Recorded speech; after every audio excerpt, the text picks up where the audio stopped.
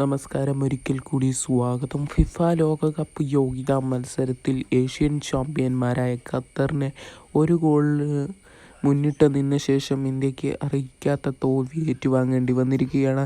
ആദ്യ പകുതിയിൽ തന്നെ ശക്തമായ മുന്നേറ്റങ്ങളോട് തുടങ്ങിയ ഇന്ത്യ 37-ാം മിനിറ്റിൽ ലാലിയൻ സുവാല ചാങ്തയിലൂടെ ഒരു ഗോളിൽ മുന്നിട്ട് നിൽക്കുകയായിരുന്നു. തുടർന്ന് ഖത്തർ ഇന്ത്യൻ ഗോൾ മുഖത്ത് സ്ഥിരം ഭീഷണി മുഴക്കിയെങ്കിലും ഗുർപ്രീത് സിംഗ് സന്ധുവിനെ മറികടക്കാനായിട്ടില്ലായിരുന്നു. രണ്ടാം പകുതിയിലും ഖത്തർ ആക്രമണങ്ങൾ തുടങ്ങി. 73-ാം മിനിറ്റിൽ ഔട്ട് ബോൾ എടുത്ത് ഐമനിലൂടെ വിവാദ ഗോളിലൂടെ ഖത്തർ ഇന്ത്യക്കൊപ്പമെത്തി. തുടർന്ന് 85-ാം മിനിറ്റിൽ അഹമ്മദ് അൽ റാവിയിലൂടെ ഖത്തർ രണ്ടാം ഗോളും കണ്ടെത്തി. 2-1 എന്ന നിലയിൽ ഖത്തർ മത്സരം വിജയിക്കുക തന്നെയായിരുന്നു. എന്തായാലും ഇപ്പോൾ ഇന്ത്യൻ ടീം പുറത്തായിട്ടുണ്ട് എന്ന് തന്നെ പറയേണ്ടി വരും. അതേപോലെ ഇന്നലെ ഒരു വമ്പൻ സൈനിങ്ങും നടന്നിട്ടുണ്ട്.